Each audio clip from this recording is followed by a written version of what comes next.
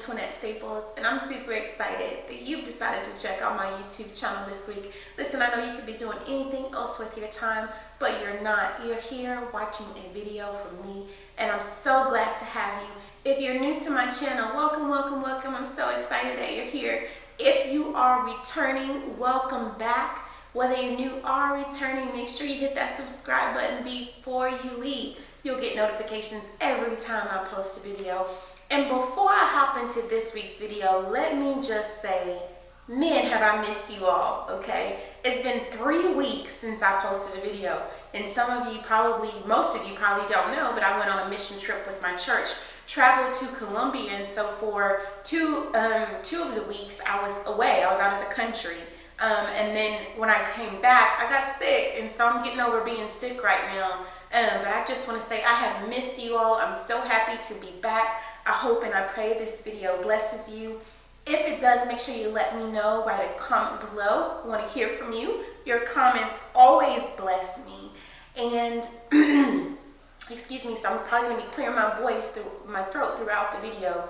And prayerfully, I don't go into a coughing fit. But again, I'm just so happy to be back. I'm so happy to see you all. I hope you all are happy to see me. Thank you for watching this week. Before I hop into this week's video, I do want to remind you that tickets are on sale now for the Pretty Petals Women's Conference. Listen, tickets are on sale right now. If you're in Houston, there's no reason why you shouldn't have a ticket. It's just $15, okay? And many of you spend more than that on lunch, all right? So $15 for our tickets right now. That's for early bird registration.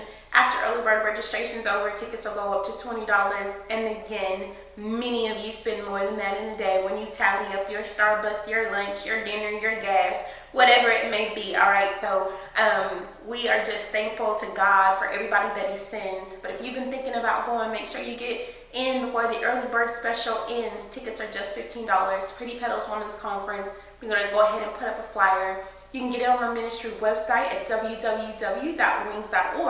Or you can go to Eventbrite, search Pretty Petals. Conference is October the 6th, and I can't wait to see you there, all right? So let's go ahead and get into this week's video. So the message of this week's video is titled, You're Being Prepared. You're being prepared. And so I like to just share just a little personal testimony for myself. Many of you may or may not know, but I'm 35 years old, and I'm currently not married, don't have any children, new in ministry, just a lot of things that are happening in my life. And for someone who is 35, a lot of people think you should be in certain space and place in your life. But God gave me a real good piece about he has me in a season of preparation. And so all of the not yets are that much more rewarding for me, the idea of them, because I know that they will come to pass. But right now God is preparing me for that which he has in store for me. And so I think sometimes a lot of us get frustrated, we get upset, we're disappointed about this preparation stage, and we're upset about it because we don't realize the beauty of it, and we don't realize how great the blessing is, because we're so stuck on the blessing that we don't have yet. So you're so stuck on the not yet that we can't see God for what he's doing right now. And right now, when you don't have everything you think you want or everything you think you need, God is preparing you. You're being prepared. And you don't want to miss your season of preparation, because it's going to be critical when you get into your season of blessing, all right? And so when you get into your season of abundance, when you get into your next level, when you get into your next space, you needed to get everything God had for you in this season of preparation, all right? And so as I thought about that, I don't know who's uneasy, who's been having a difficult time in this holding space, what it seems like a holding space. But I just want you to know that in that holding space, God is preparing you. And don't take it for granted. All right, don't despise what God is doing for you in your holding season, which is your season of preparation. You're being prepared. So this week, I'm in the book of Esther, and I'm going to read in Esther 2. And you all excuse me for clearing my throat. I'm so sorry. I'm going to read in Esther 2, and I'm going to start here at verse 12. And it says, Each young woman's turn came to go into King Ahasuerus after she had completed 12 months preparation, according to the regulations for the women, for thus were the days of their preparation appointed: 6 months with oil and myrrh, and 6 months with perfumes and preparations for beautifying women. Thus prepared, each young woman went to the king, and she was given whatever she desired to take with her from the women's quarters to the king's palace. In the evening she went in, and in the morning she returned to the second house of the women, to the custody of Shashgaz, the king's eunuch, who kept the concubines. She would not go in to the king again unless the king delighted in her and called for her by name. Now, verse 15, now when the turn came for Esther, the daughter of Abihail, the uncle of Mordecai, who had taken her as his daughter, to go into the king, she requested nothing but what Haggai, the king's eunuch, the custodian of the women, advised. And Esther obtained favor in the sight of all who saw her. So Esther was taken to the king Ahasuerus and his royal palace in the 10th month, which is the month of Tebeth, the 7th year of his reign.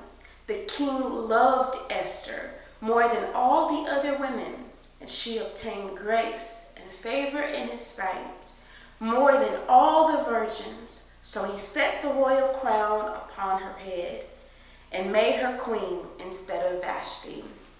All right, so thank y'all for bearing with me through those verses. But here it is, we see in these verses that Esther is in a season of preparation. And it says that this was common in this time for any woman going in, any of the virgins going in to see the king. 12 whole months, all right? And if you think about it, some of us don't want to wait for nothing, all right? We don't want to wait 12 seconds at the stoplight. You don't want to wait 12 minutes for your food to cook. You don't want to wait 12 hours for the next time that they tell you something's going to happen and it won't be until tomorrow. So none of us, we don't want to wait at all. Not 12 seconds, not 12 minutes, not 12 hours, let alone 12 months, okay? And here it is, Esther is in a season of preparation to meet the king, and she's got to wait 12 months. And in this month, in these times, in this process, she is going through a period of preparation. No one woman would go into the king without enduring this time of preparation.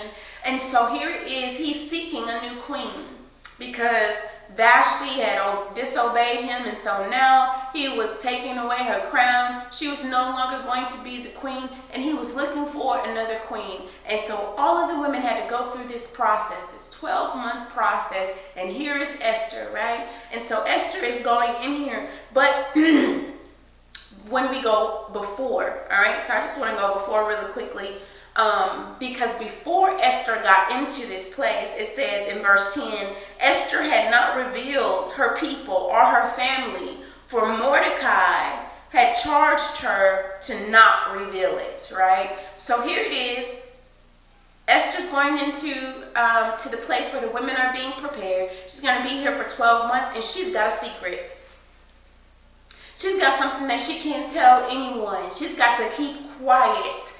And I wonder how many of you watching the video in your season of preparation can hear God telling you to keep quiet about some things, but you want to tell so badly because you feel like it defines you. You feel like what he was telling her to do was not to tell who her people were, not to tell what her name was from, not to tell where she came from. He said, you've got to be quiet. You can't reveal it. And I'm telling you that some of you are maybe watching the video right now, and God has you in a preparation season, a season of preparation, and he's telling you, I told you to keep quiet. There's some things that you can't say. It's some things that you can't reveal right now. I need to know that I can trust you with this secret. And so I don't know if anybody's ever been in a place where God told you to keep quiet, but you couldn't. You didn't understand the importance of it, so you wanted to run your mouth, all right? And so here it is. There was a reason why Esther could not reveal it before it was time. what did she do? She was obedient. It says that she did not speak as Mordecai had advised her to do. So I wanted to say, for those of us who are in a season of preparation, understand that while you're in that season of preparation, there are some things that God is doing. There's some things that God has you being quiet about. There's some things that God wants you to hush your mouth about. All right. And so some of you need to learn how to keep some secrets. All right. And no, it's not saying that you're hiding things from people, but there's some things that God has dropped in your spirit. There's some things that God has attached to your identity. And he's saying it's not time for you to reveal it to everyone just yet. You need to learn how to keep quiet. So here it is. It says Esther didn't do any of that, right? So she didn't tell anything that she was told not to tell. She didn't speak of it, right? But not only that, in the first 6 months with the myrrh, where she was going through this process, and here it is, it says in the first 6 months, it says was the 6 months with oil and myrrh. And in that was a period of cleansing and purification.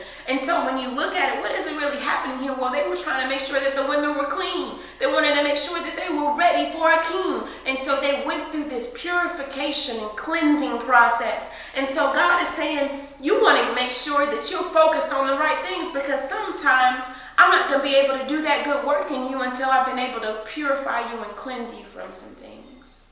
So that first season of preparation, God is saying, I'm purifying you and I'm cleansing you and I'm making some things new in you, right? I want to make sure that you have a sweet smelling aroma, all right? And then after that, after I clean all the stuff on the inside, then I can make the outside beautiful. And that's what the last 6 months are done for. And it says here, in the last 6 months, it was the beautification of women. All right. And so they went through a lot of preparation with perfumes and different things so that they could be outwardly beautiful. This was the beautifying process, but it wasn't that this could take place until after they were cleansed on the inside, until they were purified on the inside. Then God says, I can make your outward beautiful. I don't know how many people look in the mirror. I do this every morning, and I look in the mirror and I wash my face and I say, thank you, Lord, for the beautiful skin that I'm in, but thank you for the glow in your light that shines from within me, right? And so it's wonderful to be beautiful on the outside, but it means nothing if you're ugly on the inside. And so God is saying, while you're in this season of preparation, I want to cleanse you, I want to purify you, I want to purge you of some things, and then people will begin to appreciate and understand your outward beauty, all right? And so here it is. Esther went through this process. She was no different than anyone else, all right? She was going to be queen. It was part of her destiny, but she still had to go through a period of preparation, right? And so she went through that like everyone else. But one of the things that God says, he said, all right, so I got to purify you and I've got to cleanse you. Then I'm going to beautify you on the outside. And the reason for that is because I want to make sure that you're kingdom-minded and kingdom-focused. Let me tell you what I mean by that. So then it says, now when the turn came for Esther, the daughter of Abihail, the uncle of Mordecai, who had taken her as his daughter to go into the king, she requested nothing but what Haggai, the king's eunuch, the custodian of the women, advised. See, God's saying, I want to make sure that I've purified you and cleansed you and made you right in all those places. And yeah, people are going to see your outward beauty, but what they have no idea about is that you're kingdom-minded and kingdom-focused. Esther was like, I'm not concerned about any of these things. I don't need any of this. All I care about is what is advised of me for where I'm going. I don't want to take anything extra. I don't need any access and any things in excess. And so God is saying to some of you, you're trying to take more than what's required for where you're going. You're trying to take everything that you see, everything that you can get your hands on. But when you're kingdom focused, you only want to take what's advised of you. So we can learn something from Esther, right? And so God is saying, all right, you've gone through this purification process. I've cleansed you. I've purged you. I've cleaned you of all of this stuff. And on the outside, people can see that you're beautiful. But where's your mind, all right? And when I know when I've called you, when it's time for your name to be called, you'll tell me where you really are based on what you decide to take with you. Some of us have have to leave some things behind. Yeah, it was nice that I was surrounded all these things in my time of preparation, and maybe God needed to beautify me, and God was saying, I'm preparing you for this and that. But when it's time to move forward, I only want you to take that which I've spoken to you is necessary. I only want you to take forward what I told you is advisable, right, for this next season of life. And so here it is, Esther's kingdom-minded. Why? Because she's going to meet the king. So I read a blog, and in the blog that I read, it was saying, when the king calls your name, will you be ready? If you've only got one chance to meet him, what kind of impression will you make? And I want you to know that some of us, your number's up. Your name has been called. God is saying, I've called you forward, but he wants you to be kingdom-minded. He wants to know that you took everything you could from your season of preparation, and that when he trusts you with the secret and something that he wants you to keep quiet about, you'll keep quiet about it until when? Until he tells you that it's time to speak about it. And so here it is, Esther's kingdom-minded. She got one impression to make on the king. See, if you didn't realize in the scripture when I said here, it was actually in verse 14, in the evening the women would go in. And in the morning, they would come out and they would go back to the second women's house, and they would not return until the king again. You got one time to make one good impression on the king. And the women would go in at night and go out in the morning and never see him again. They were expected to live their lives as widows, never to marry again, right? They had one opportunity to meet the king, but the one who the king who had found favor with. If he called you by name, that means that he saw favor and there was grace there. And only person that found that favor and that grace was Esther.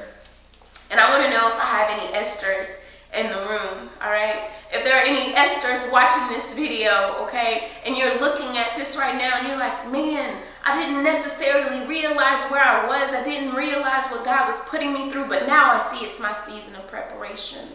Now I realize that what was my namesake, that was what I believed identified me. God said, you don't need to go running and telling everybody about it, because I know who you are. I know what I've called you to do. I know the assignment that's before you, but it's not time for you to shout it unto the nations just yet. Wait for it, because your time will come. And see, Esther didn't know that she was called to be a queen. She was actually an orphan. She didn't have a mother or a father, but Mordecai took her, and Mordecai found out that the king was looking for a queen, and he positioned her to go and get the throne that God had called her to. And when her time had come, he said, there's something that I need you to keep quiet about. Yeah, I need you to be quiet about the fact that you're a Jew. I need you not to be telling anybody this. Why? Because it's important that you keep it quiet. All right, and so some of us are so dead set on people knowing who we are so they can validate us, so that they can feel like we're important, that we need to feel like we got to tell them everything about us. But God is saying, keep quiet, because there's a reason why I have you not to say it yet. See, you feel like you need to tell people about who you are from your past, what your birth name was, what it was that you grew up in, the things that you've done, how hard you worked, the life you lived, the struggles you've been through. And God is saying, I'm not impressed by any of that. The king didn't need to know any of that. He wasn't told about Esther's past. That's not what impressed him. That's not what impressed him at all. See, but Esther went through a preparation period. She went through a season where God was purifying her and cleansing her and making it even more relevant who she really was. And when she was placed before the king, he saw not only her outward beauty, but he loved her more than all the other women. And there was a reason for that, right? She was called, really more than being called by the king, she was called by God. And so some of us are looking for different people to call our name and to identify us and see us as important, when all you have to understand is that you've been called by God. God's going to put that crown on your head. And so when he puts that crown on your head, there's a greater assignment that he's called you to. So here's Esther. Esther is not like any of the other women. She didn't go in one night, used by the king, and get tossed away in the morning. No, because there was a greater assignment. And when you understand that there's a greater calling in your life, you know that you walk differently. You talk differently. You know how to keep quiet when the Lord tells you to keep quiet. You speak when the Lord tells you to speak. And I don't know who I'm speaking to right now, but I want to tell you that you don't need to justify yourself to anyone. You don't need to make anybody believe you're important. You don't need anybody to hear your story. See, the importance of the myrrh was that it was a cleansing and purification process, and it made a sweet smell. And some of us are carrying the stink of our past. We're carrying the stink of our pain and our hurt and all of the things that we believe identify who we are. And while it's a part of our identity, it I'm trying to get you to understand that your destiny is what defines you. Who you will become is what defines you, not who you are and what you've been through. You've got to go through this so you can understand that it's me that's shaping you and molding you and perfecting you. And so I don't know if anybody else felt that you needed to be validated by anyone. God said, not so. I've got the crown and I'm the one that's going to place it on your head. I don't know if anybody else felt like there was something in their past that they had to talk about. There was something that they felt like other people need to know about. God says, not so. I'm the one that holds your destiny in my hands. I'm the one who calls you a queen when your bloodline says that you shouldn't even be royalty, but I placed you in the king's palace, and he hasn't tossed you away like others, and I won't let you be tossed away while other people want to do when they find out who you really are, when they find out what you've really been through. People would do away with you, but God says, I won't do away with you. I've called you royalty, and I'll put this crown on your head, and you'll sit with the king. And so I just want to know, when the king calls you, will you be ready? Will you understand that this preparation has purpose? God's put you through this process. For some of you, it might be 6 months of myrrh and 6 months of perfumes and beautifying. For some of you, it might look like something different. Some of you, it might look like plowing. Some of you, it might look like planting. Some of you, it might look like working and diligently seeking. It might look like praying. It might look like warfare. I don't know what it is, but in this preparation season, God says, I have something for you. But you got to go through this first. You got to know when to keep quiet. You got to understand that when it's time to go, when I've called you, that all you need to take with you is what I've advised. See, I've got more for you than you could ever imagine, but you got to be willing to let go. Because see, if she had taken more things with her, then it would say that she felt like she was all like all the other concubines and all the other women that had went in with the king and left out the next day never to see him again. But see, she knew she was different. Esther knew she was set apart because she's like, I don't need any of this. Esther said, in my opinion, I don't need this because I got better where I'm going, all right? And so in the king's palace, there's no greater place to be. Forget what all these concubines got. I got something greater in store for me. There's a crown on the other side of this, and I'm going to claim what's mine. So I don't need to take these things with me. I'm telling some of you, God has you in a preparation season. You need to be willing to let go. You need to understand that God is ready to take you higher, to give you greater, to give you more. Let go. Learn when to be quiet. And I don't really know who this video is for, but I hope and I pray that it blessed you. If it did, make sure you let me know. Write a comment below. I really want to hear from you. Let's go to the Lord in prayer. Most gracious and heavenly Father, we thank you, God, because you're so good, you're so loving, so kind. There's none like you in all the earth, oh God. We thank you for your season of preparation. We thank you, Lord, for purifying us and cleansing us, taking away everything that's dirty, everything that's unclean, everything that's not like you, and beautifying us and making us whole. We thank you that you're teaching us when to be quiet and how to let things go and only take what is needed for the next season of our lives, for where we're going. God, we thank you, Lord God, that you've got greater in store. We believe you at your word. We trust you for it. Oh God, we claim it and we speak it over our lives now and forevermore. God, we just thank you, we praise you, and we glorify you. For anyone who's having doubts in that, who doesn't know that they're truly in a season of preparation, may this video be a reminder to them, and may they be encouraged that you are not done with them yet. Oh God, and so I thank you that you would help them to just believe you at your word. Help them to trust you, Father. We just thank you now. We praise you and we glorify you. It's in Jesus' name we pray and ask it all. Amen. Again, I want to thank you all so much for watching. I hope this video blessed you. If it did, make sure you let me know. Write a comment below. And I want to see you October the 6th at the Pretty Petals Women's Conference. Listen, if you can't register for yourself, register for someone else. Be a blessing to someone else. It's October the 6th. Tickets are only $15 right now. There's no reason why you can't go. It's here in Houston, Texas. I want to see you there. We've got an amazing morning planned for you. And I just hope that you decide to come and join us. Again, if you can't come, maybe bless someone else with a ticket, all right? It is time that we all put on our wings and soar.